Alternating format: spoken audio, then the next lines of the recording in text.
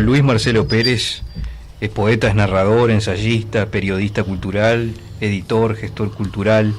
Es un hombre que su obra ha sido traducida a muchísimos idiomas, y por nombrar algunos: inglés, italiano, japonés, portugués, alemán, gallego, chino, que pienso yo que el género que prefiere, toco de oído, de puro atrevido, pero me parece que él es fanático de la poesía. ¿Es así o no, Luis Marcelo? Buenas tardes, noches. Buenas tardes, noches. No sé cómo presentar a esta hora del día. Un gusto estar compartiendo con vos esta instancia. Muchas gracias. En la Ciudadela, en esta FM, por allí dice que arde la ciudad. Arde, sí, el que está acá en el estudio sabe que es así, realmente. Pero de emoción, de festividad, porque sí, pero arde al fin.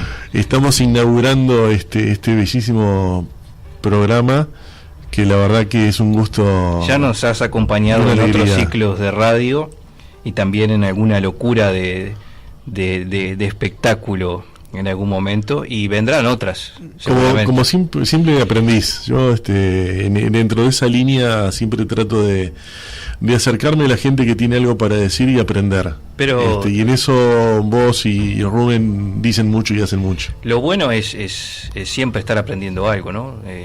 Eso es lo interesante, como que ahí no se agota nunca esa capacidad de asombrarse, de seguir buscando cosas para hacer, de seguir descubriendo y creando de alguna manera, creando y recreando, ¿no? De eso se trata. Uno, en la medida que va andando por este mundo, por esto que se le llama día a día, la cotidianeidad, y tratando de ir entretejiendo lo que va viviendo, conviviendo, compartiendo con los otros, es una escuela, sin lugar a dudas, de sensibilidad, como también de los otros. Es según el camino que optes.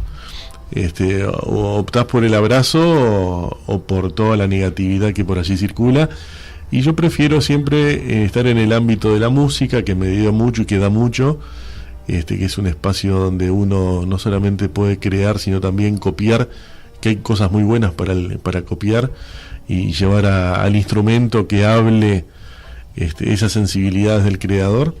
Sí, que muchas veces copiar está mal visto, y en realidad no siempre es malo copiar. Todos siempre en algún momento copiamos. Sí, sí. Y de la copiada surge también la propia forma de crear. Uno está creando también con la copiada. Pero tiene mala prensa copiar. Sí, tiene mala prensa, y también, bueno, habría que ver también qué es lo que se copia o deja de copiar. Pero bueno, forma parte de un ejercicio, y como de estar en una clase, lectura y relectura. Uno lee mucho texto impreso que el docente te entrega, y bueno, y ahí estás levantando un texto de alguien que lo escribió, que tiene autoría, pero no por eso. Exacto. Es negativo. Claro, al contrario. Al contrario, exacto. Sí, tiene que dar material para la creación y la sensibilidad en este andar, ¿no? ¿Cuándo surge esa idea de comunicar a través de la radio? Siempre fui muy charlatán, siempre hablo mucho, y vos que me conocés hace muchos años también ya lo sabés, y entonces siempre la comunicación, que nació primera la parte escritural, después se fue dando en 92 Radio Mundo fue el primer espacio que pudimos tener, y allí después vino todo lo otro, pero después X38, después Monte Carlo, Universal y las radios del Sodre, ¿no? Sí, y Septiembre FM fue sí, con Never Araujo y su equipo.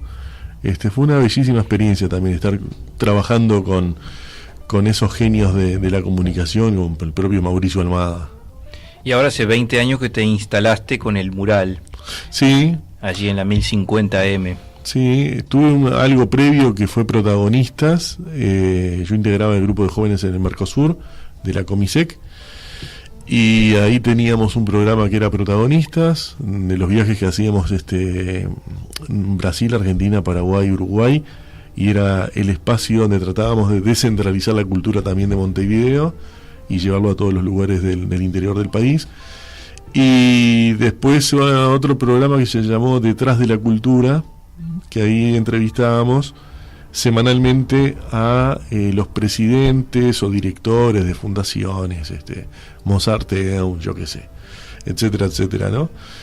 Y sí, así que si entras a sumar, son tal vez 25 años en radiodifusión nacional, en las emisoras públicas.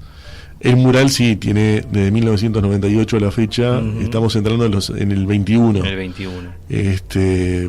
Sí, fue toda una experiencia los sábados, tratar de que llegaran a estudio a las 4 de la tarde músicos, actores de teatro, bueno, los artistas, Sí.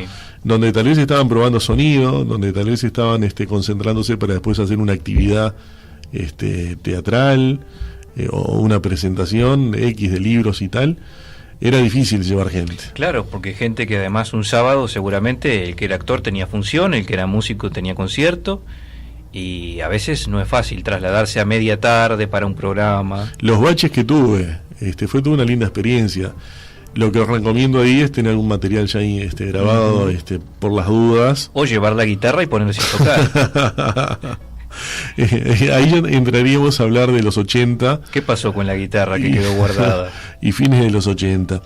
Yo hice un género musical, hice rock, hice heavy, hice thrash metal, y el ambiente en el cual yo circulaba no era el ambiente en el cual yo me podía ver reflejado en esos compañeros que amaban lo mismo que yo amaba, que era ese estilo de música, que es hoy en día ese estilo de música. Hoy en día sigo... ¿Cómo pasamos de la poesía a thrash metal? Que sin duda tiene su poesía también, pero distinta. Sí.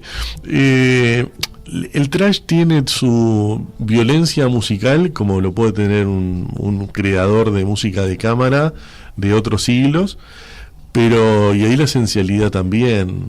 No tengo las condiciones intelectuales como para darle o bajarlo a piso según lo que creo y estimo el parentesco que tiene la música de thrash con la música de cámara. Cuando a veces estoy en la sala de la Reta escuchando la sinfónica, tengo el sentimiento y la vibración de que eso lo podría hacer perfectamente Metallica, por ejemplo, ¿no?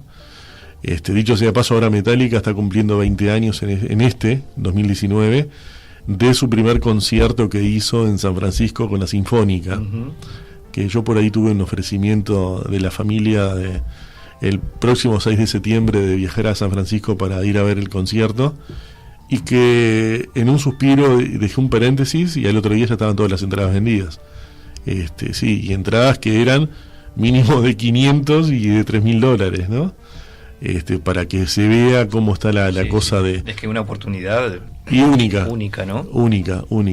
Y sobre todo han sido instrumentos necesarios para yo gritar, transmitir, reflejar mis emociones muy internas y dejarlas ahí al desnudo. Ahí están, ¿no? Primero fue la música, que yo creo que la música me salvó de muchas cosas, no de eso que yo veía en el otro y que los veía tirados en el piso y yo como tal decía, si yo hago lo mismo que ellos hacen voy a terminar de la misma manera. Y en los conciertos, como ahora acá en estudio, era agua, pomelo, y las 3-4 horas de ensayo, que estábamos preparando un demo, que después el demo sirvió de mucho. Yo me terminé yendo de la banda, pero después esta banda terminó grabando un disco en Chile. Fue la primera banda de thrash metal uruguaya que grabó en el exterior. ¿Y ese demo dónde está? El pueblo quiere saber. Sí. Quiere oír. Hay algunas canciones que las tengo guardadas y que la pasé de la cinta de la cassette al disco. Tengo un CD. ¿Dónde grababan eso? Y ahí, como te decía, fuera de micrófonos, en la calle Convención, entre San José y Soriano, habían unos músicos muy interesantes. Estaba Luis Mazzone, era el técnico de sonido, que aparecía y desaparecía en ese universo creativo y funcional que él tenía, que se iba a un lugar medio tranquilo a tomar contacto con su interior, y después volvía y lo plasmaba en lo que estábamos escuchando.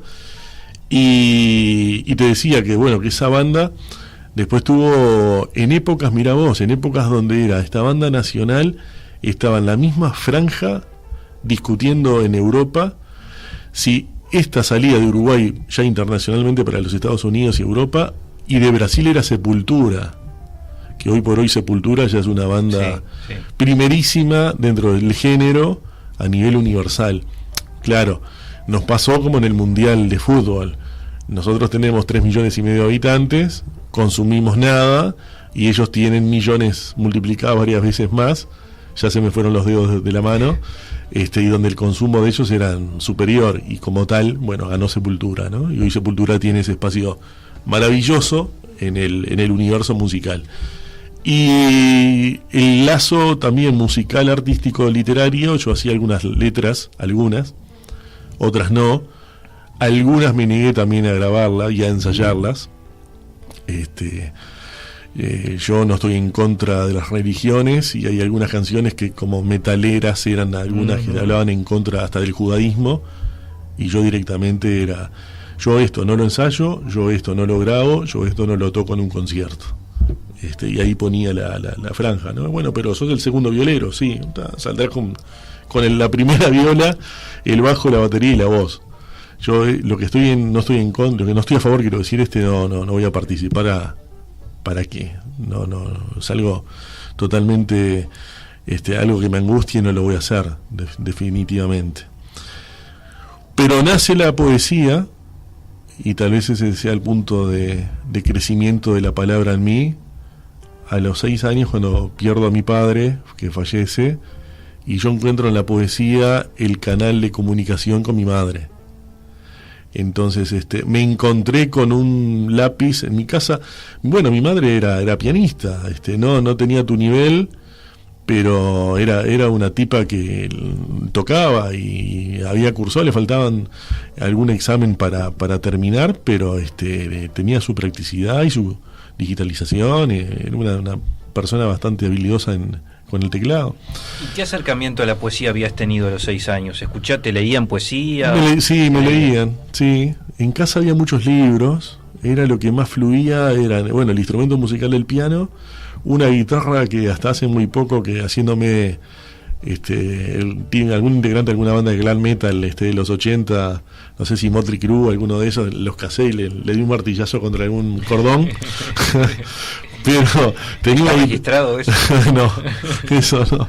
Una guitarrita muy simpática con unas cuerdas de nylon, muy muy particular, muy singular, que en los 80 escuchaba a un Bryan Adams o a un Bruce Springsteen, y era yo yendo de una punta a la otra de mi casa con la guitarra y haciendo que cantaba, ¿no? Pero la poesía siempre estuvo presente. La lectura en voz alta de mi madre, como teníamos ese diálogo, y aparte también después fue un periodo de muchos apagones en los 80, también teníamos que con la vela, o hacíamos juegos de mesa, cosas que ahora uno lo dice en voz alta y dicen, ¿qué es todo eso? Sí. ¿No? Se ha perdido ese diálogo familiar por la pantallita, la tableta, el teléfono.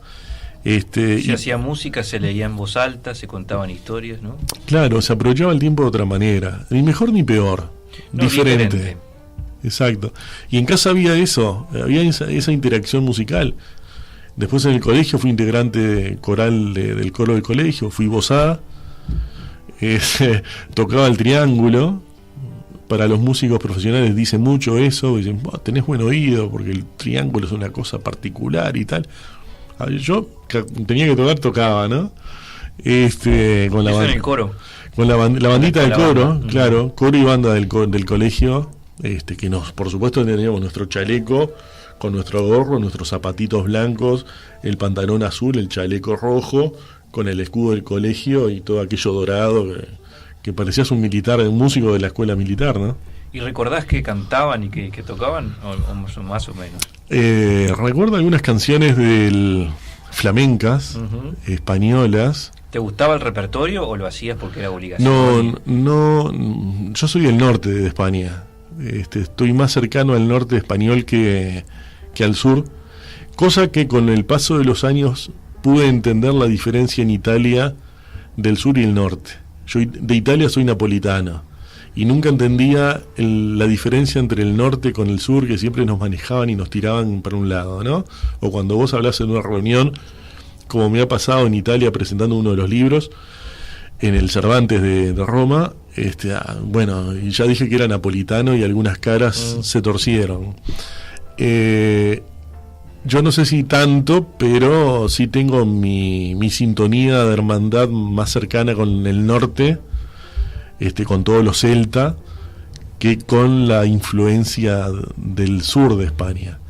No me sentía muy cómodo, ya en aquella época ya tenía algo genético que me ponía una cierta barrera, pero bueno, circulaba mucho también por lo que era el Centro Casa Galicia y el club, las fiestas que hacía en el club español, entonces también tenía mucho vínculo más del sur que del norte. En el colegio era una imposición de la profesora, pianista y directora de canto, que ahí nos sumábamos y cantábamos, ¿no? Y después buenos poemas musicalizados por ellos, españoles también, algunos, bueno, Juana y algunos otros poetas de aquella época que le sacaban brillo, y a nosotros como niños nos parecía muy divertida esa interacción de las voces. Era un juego.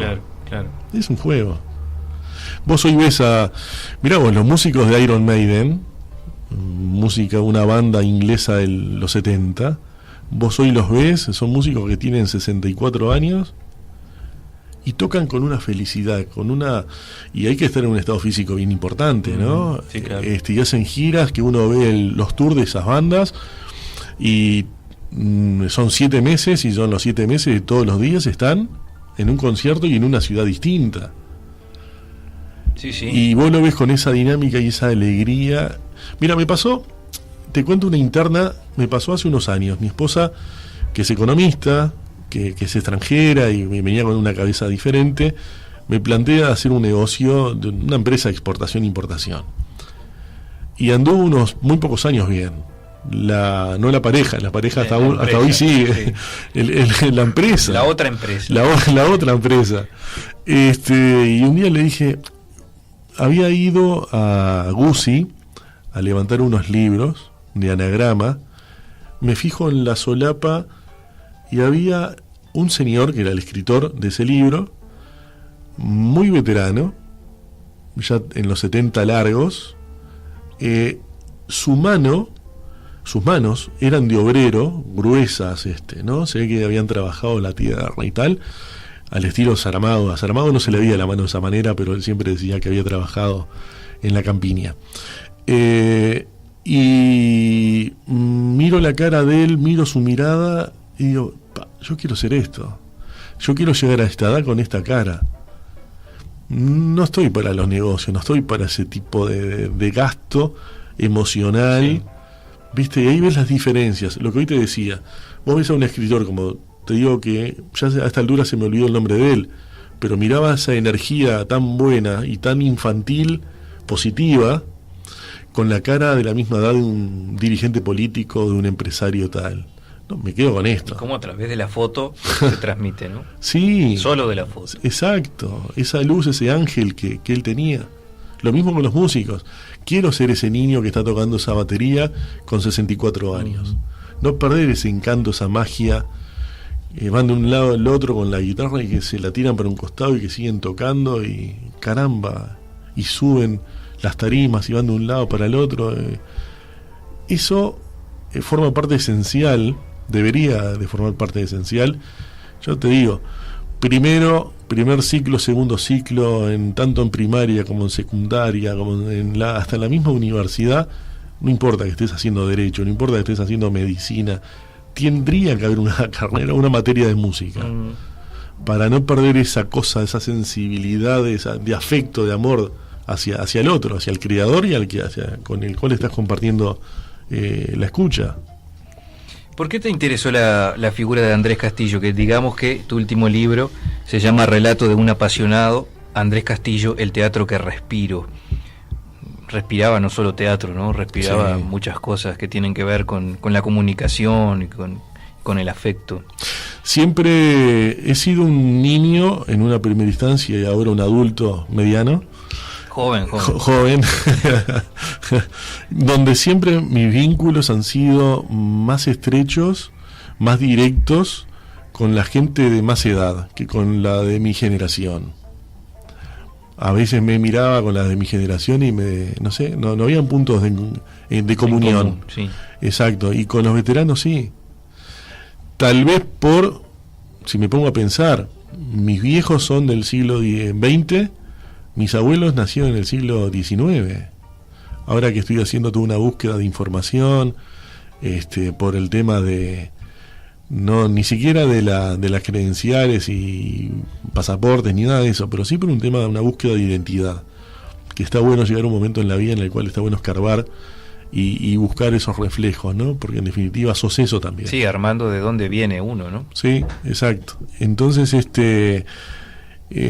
siempre he tenido esa necesidad de crear vínculos con gente mayor, de más edad que la mía, y dentro de ese universo de la búsqueda, de la investigación también, y por qué no, se fueron dando, como el periodismo, me fue dando la posibilidad de ir descubriendo personalidades del nivel de Andrés Castillo.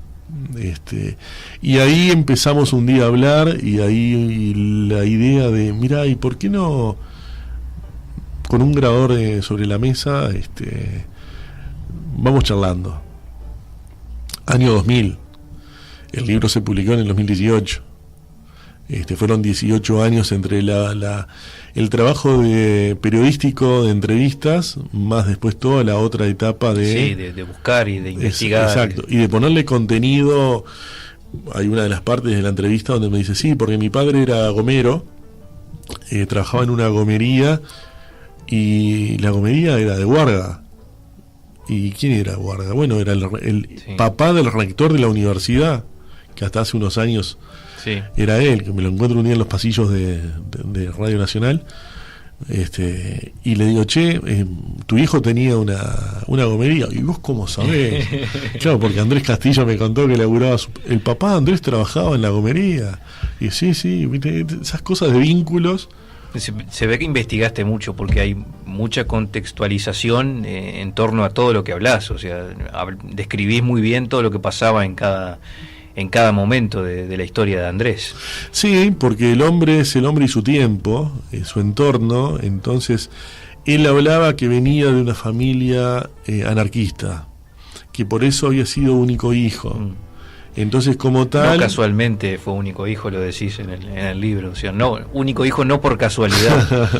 Sí, entonces los padres tenían esa cultura porque eran anarcos. Entonces también el padre argentino cruza el charco uruguayo. Sí, y cuántas causalidades, ¿no? Que cruza en el año de que se estrena La Comparsita, en 1917. Sí. Y cruzan el vapor de la carrera, que bueno, ya no existe más, evidentemente. Yo nunca llegué a viajar en él. Pero me llamó la atención una cosa que decís ahí, que cruza sin documentos porque no se pedía documentos. Exacto, porque además el problema tenía que él, si presentaba los documentos, él se está escapando de hacer la escuela militar obligatoria. Entonces viene a Montevideo escapándose de la escuela, de la poli, como la mili, ¿cómo era le decían? Sí, la colimba. La colimba. Exacto, escapándose de la colimba, viene para Montevideo.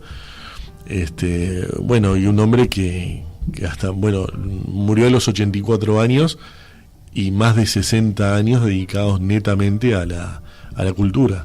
¿Dónde se consigue el libro? En todas las librerías está de Montevideo. Lamentablemente no pertenece a estas multinacionales y que te la ponen en primera línea, pero sí, si uno pregunta, y hasta a veces va un poquito más de la pregunta, serías tan amable, buscámelo, ¿no? En el buscámelo, mirándolo fijamente, porque a veces está en el fondo, en el último anaquel, pero está en todas las librerías del país, tiene que estar, lo distribuye UCI. Y es de AG Ediciones, o sea, Sí. tu propia editorial, que Exacto. hacía unos años que no sacaba un volumen, ¿no? Exacto, AG Ediciones nace en el 95, después estuvo durante 15 años publicando y después queda, hace un paréntesis, me vino toda una lucha interna sobre el tema del el papel, la celulosa, los árboles, la ecología, el medio ambiente y Libros no sé qué. digitales. Y en esa lucha sigo. Bueno, viste cómo es, te pones a conversar y mirá, se nos va el programa y nos tenemos que despedir, pero sin duda que vamos a agendar otro encuentro porque da para hablar mucho. Yo me hice varias anotaciones de parte de la vida, de momentos de la vida de Andrés que me han llamado mucho la atención. Un hombre que aparentemente era muy querido, yo no tuve el placer de conocerlo, pero que todo el mundo hablaba bien de él y destacaban además de su profesionalismo en todo lo que emprendía. Su don de gente, ¿no? Su Sí, capacidad su afecto. de ser humano y su cariño para con todo y para las cosas que hacía. Sí, totalmente, cuando quieras vuelvo.